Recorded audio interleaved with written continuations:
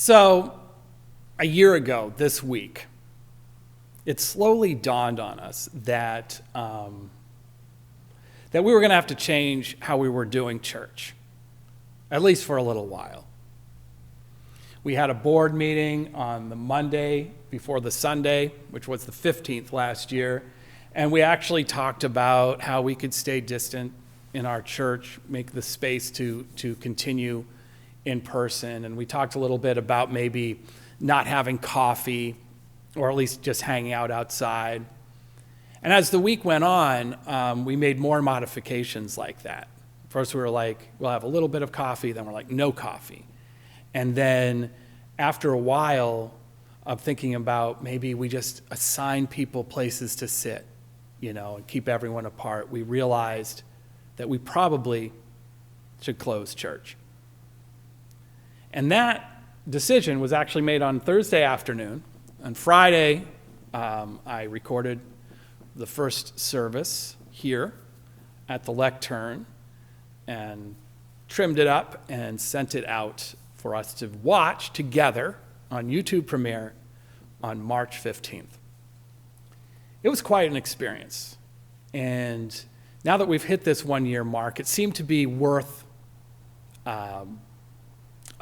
recognizing, honoring in some way, both that first moment and what we have accomplished during this time. So my first thought actually was to just rebroadcast that service on the 15th, but I took a look at it and it's really bad. Like, it's pretty choppy. It's just me, just talking basically, and it didn't really hold together as well as one would hope.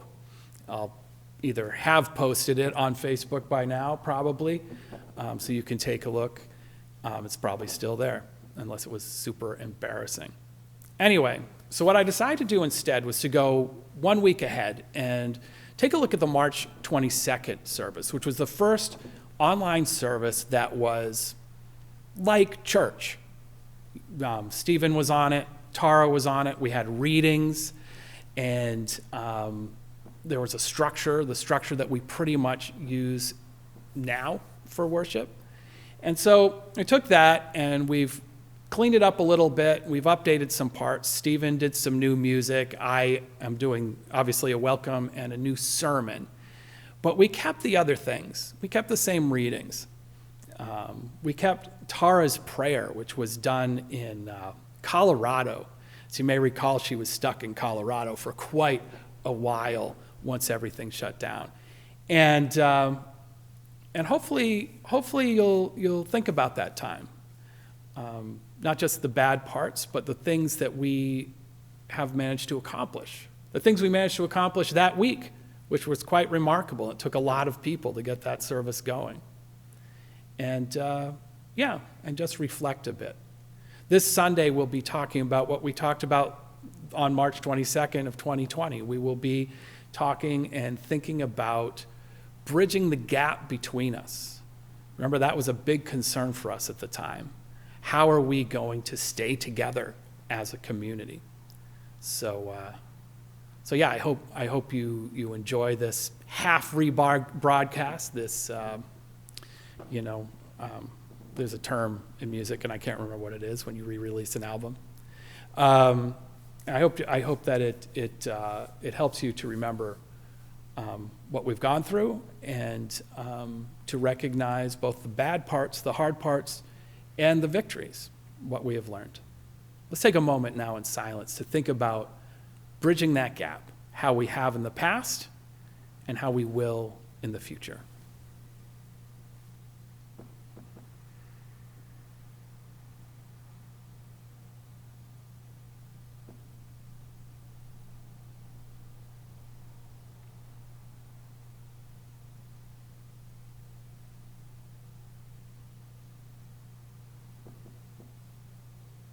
Blessed be.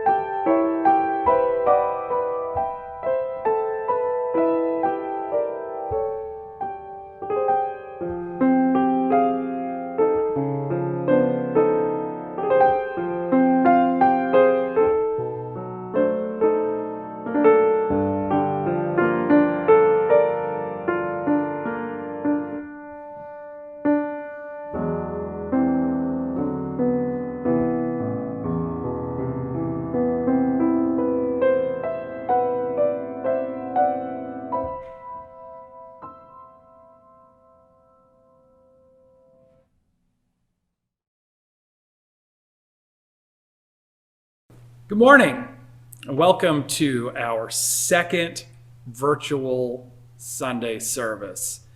I hope you're all doing all right wherever you are, and you're ready to sort of settle in for worship this morning. We're going to make a few changes, which you will see as you go through. There should be an order of service somewhere on your YouTube page, and there should be also some lyrics to our hymn, Come Thou Fount of Every Blessing, which we will get to eventually. The only other thing I wanted to mention right now is that we're going to actually put announcements at the end so that we can just get right to worship.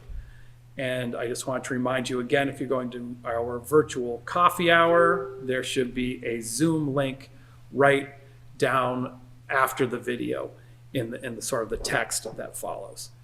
That's all for now. So let's take a moment now in silence in this virtual space.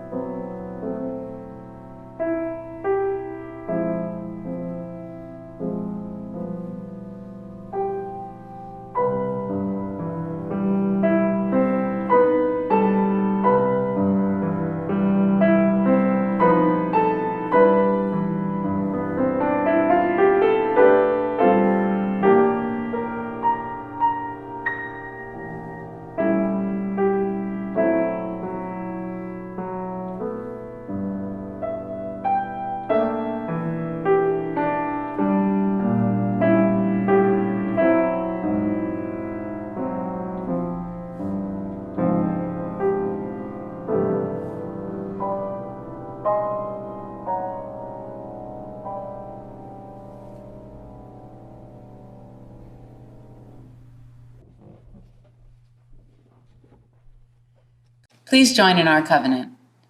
In the love of truth and in the spirit of Jesus, we unite for the worship of God and the service of all. And please join now in our song of exaltation.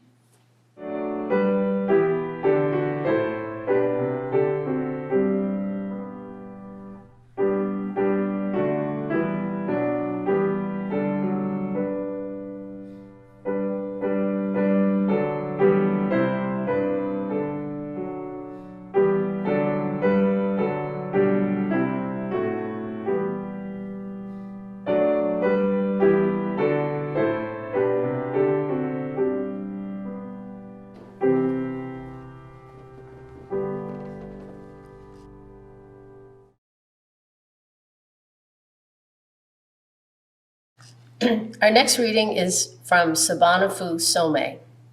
Community is the spirit, the guiding light of the tribe, whereby people come together in order to fulfill a specific purpose, to help others fulfill their purpose, and to take care of one another.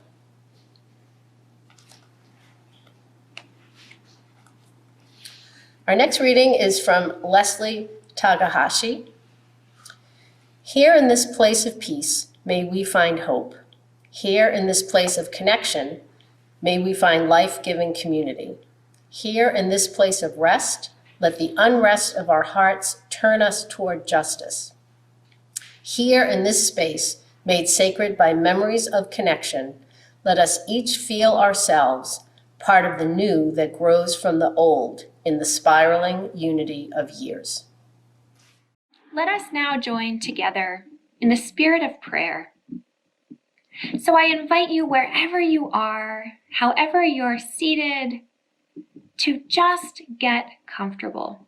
Perhaps you put your feet on the ground, you might flip the palms up or fold them in your lap. You may close your eyes whatever's most comfortable, but most importantly, let us take a deep breath in and a deep breath out, opening our hearts to the Spirit of the divine.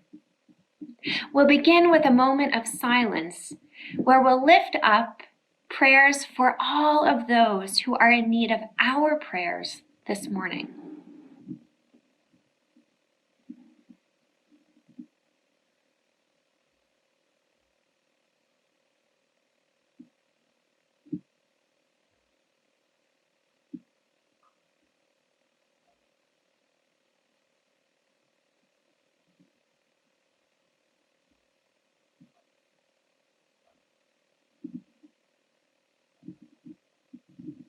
This morning, I lift up what author Anne Lamott calls the 3 essential prayers: help, thanks, and wow. God, we ask for help, for we are in a time of need as a community, as a nation, and as a global people. We ask for help for those who are ill and at risk. We ask for help for those who are homeless and living in financial strain, insecurity, and fear. And God, we ask for help for those who are scared, those who are anxious, or those who are grieving. And God, we give you thanks. We give you thanks that spring is coming. We give you thanks for Zoom and email and the ways in which we are continuing to show up for one another. It is amazing. And God, wow. Wow for the first responders, the coming together of community, which is blowing me away. Wow for the support that I have witnessed these past few weeks. And wow, the resiliency of the human spirit. Help, O God, for we are in need. Thank you for all that you provide for us. And wow, let us be present to the glory that continues to surround us. And now would you please join me in reciting the Lord's Prayer. Our Father, who art in heaven, hallowed be thy name. Thy kingdom come, thy will be done on earth as it is in heaven. Give us this day our daily bread, and forgive us our trespasses, as we forgive those who trespass against us. And lead us not into temptation, but deliver us from evil. For thine is the kingdom, and the power, and the glory, forever and ever. Amen. The next reading is from the first epistle to the Corinthians, chapter 13. If you've ever been to a wedding, this should be familiar to you. If I speak in the tongues of mortals and of angels, but do not have love, I am a noisy gong or a clanging cymbal. And if I have prophetic powers and understand all mysteries and all knowledge, and if I have all faith so as to remove mountains, but do not have love, I am nothing. If I give away all my possessions, and if I hand over my body so that I may boast, but do not have love, I gain nothing. Love is patient. Love is kind. Love is not envious or boastful or arrogant or rude. It does not insist on its own way. It is not irritable or resentful. It does not rejoice in wrongdoing, but rejoices in the truth. It bears all things, believes all things, hopes all things, endures all things. Love never ends, but as for prophecies, they will come to an end. As for tongues, they will cease. As for knowledge, it will come to an end. For we know only in part, and we prophesy only in part. But when the complete comes, the partial will come to an end. When I was a child, I spoke like a child. I thought like a child. I reasoned like a child. When I became an adult, I put an end to childish ways.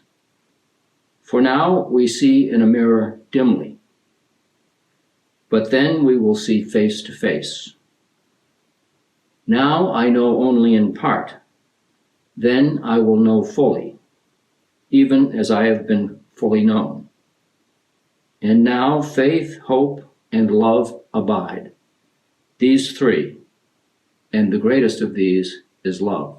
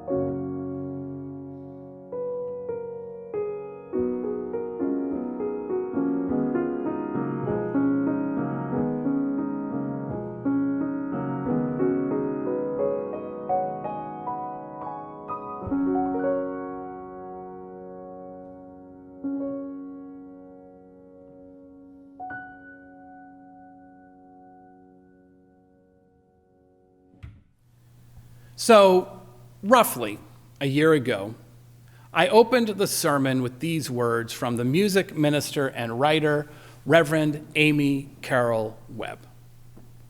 "We meet in the spaces between us," she wrote.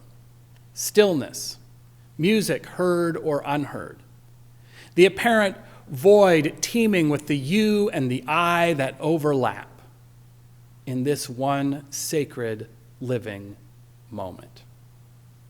We meet in the spaces between us. We meet in the spaces between us, and as we approached the anniversary of our embarkation into the world of online worship, I remembered this reading again. Because in a way, this past year truly has been about those spaces in between, and about finding ways to bridge those spaces or to fill them, finding ways to meet. Now, one of the things we were trying to do a year ago as the world started to contract was figure out how to be together when our idea of togetherness contains a strong dose of proximity, of physical proximity. We are, or we were, after all, used to being in the same place, You may recall that just a couple weeks before we went online, many of us in this congregation were on the church ski trip, living in the same house, leaving there in various ad hoc groups after breakfast for our own adventures, only to return later to have dinner and hang out in the evening. Y'all remember that, right? That is how we were accustomed to relating to each other. Sitting next to each other in this room, grabbing coffee in the back or on the lawn afterwards, working together or celebrating together, literally side by side or face to face. And then in the course of a week or two, we had to come to grips with what has been our present for the last year. What would we do with ourselves, we asked. What would we do with each other? Now, the inspiration for that sermon on the 22nd was a phone call I received from a friend of mine that I have known since college. Some of you know him as well. His name is Prashant, and he lives here in town with his wife and his kids. And that actually was the strange part about getting a call from him. We do live nearby, and we have kept in touch. But usually we meet in person, sometimes indoors, of all things. Or we text and we message. But on that day, as we were trying to figure out how to go online, how to close the church, that week, that day that he called, he thought he would use a phone instead, because he believed that he would be doing a lot of that during the pandemic. Now, he also, some of you may recall, he wrote you a note, which read in part, "Dear church folks, the time has come to call and check on family and friends, including familiar voices you haven't heard in years. You have more time. Try calling them the old school way, like it was 1999. Now, the funny thing is, he's only called me once since. And that was because he wanted to know if he should bring anything to the house when he came over to see our new fire pits and hang out outdoors like it was $17.99 or $16.99. But the key element here is that a year ago, before we knew how or for how long this would be, we all intuited the potential for drifting away from our friends and our family. We all grasped the possibility of isolation of a sort that we had never experienced. In a way, and in some cases, this isolation is exactly what happened. But we also found different avenues, more often than not, different approaches to bridge that gap. To, in the words of Reverend Webb once again, to meet in the spaces between us in this one sacred living moment. Now, it has been difficult in many cases, but we have learned and we have managed to adapt. So, phones. In fact, Prashant told me he didn't make as many phone calls this year as he thought he would, but phones have worked for some, as have those fire pits, which have been the lifeline for many of us. And there has been Zoom, and there have been electric blankets and YouTube worship services with interactive chat functions, and gaming platforms and apps like Signal and Discord and Messenger. And those walks too. Walks with our family, walks with our friends, and sometimes alone.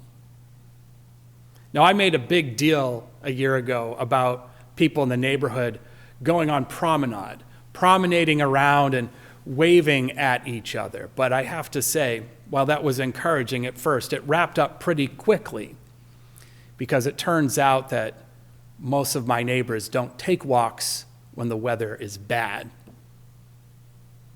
Still, we have gone out.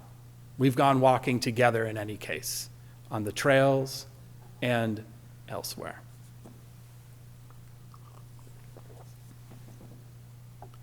So, I think it's safe to say that in general, the way we interact with each other has changed, physically in many cases, from what we were doing back in February of 2020.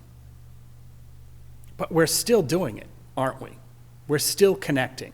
We are still interacting with each other with an odd mix of the old-fashioned and the futuristic. Sometimes something old has become something new again, like gathering around the fire, even as sometimes so much right now seems so unprecedented. The fact is, we do live in the spaces between us, and we always have. This shouldn't be a surprise to us. Now, that space between us has to be filled with something, doesn't it? And last year we were concerned about people filling it with fear and hate and bigotry, filling it with violence. And as we know, those concerns were justified. But more often than not, we try to fill it with something else, don't we? We try to fill the spaces between us with divine love. In our reading today from 1 Corinthians, we heard these words: love is patient. It is not jealous. It does not put on airs. It is never snobbish. It is never rude or self-seeking. It is not prone to anger, nor does it brood over injuries. We are so used to hearing this reading at weddings that sometimes we forget that romantic love isn't actually its primary focus. 1 Corinthians 13 isn't really anticipating Hallmark and the wedding industrial complex. That's not what it's about.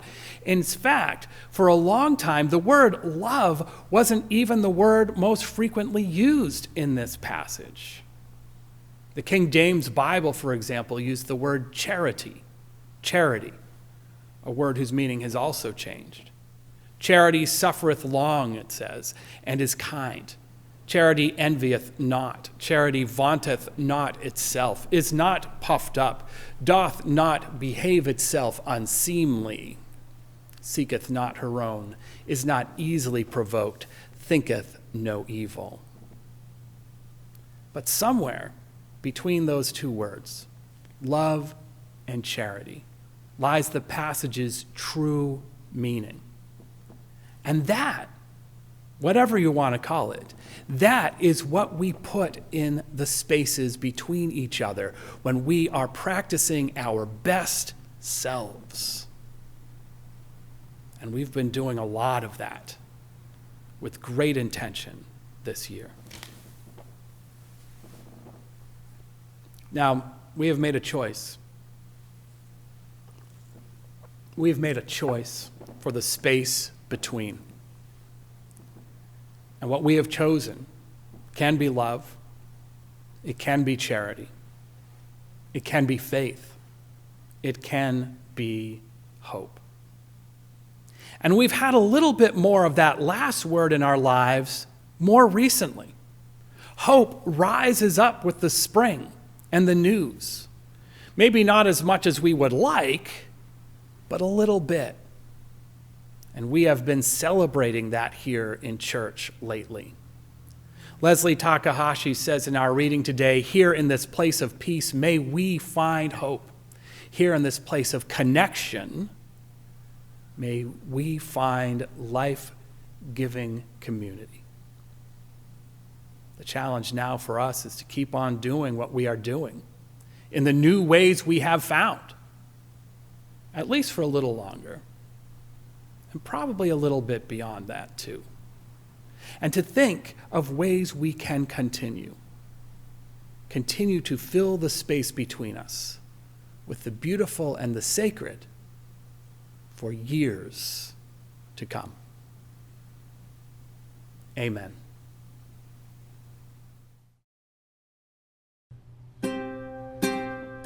Here we go.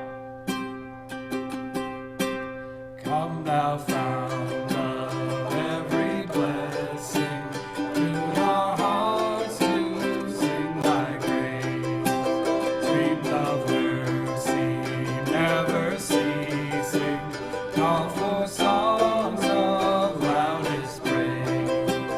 While the hope of life's perfection fills our hearts with joy and love, teach us ever to be faithful. May we still our goodness prove.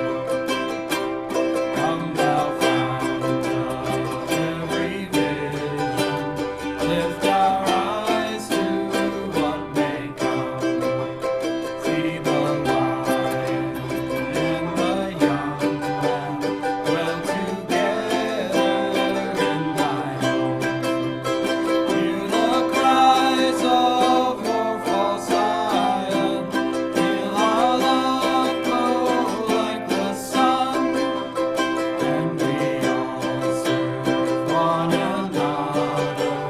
Let our heavenlies begun. Come thou fount of inspiration, turn our lives to higher ways. Lift our doom and desperation, show the promise of this day. Help us find ourselves in you again. Help our hands tell of our love. With thy aid, O fount of justice, earth be fair as heaven above. Go forth in joy and be led back in peace. The mountains and the hills before you will burst into song, and all the trees of the field will clap their hands. Amen, and blessed be.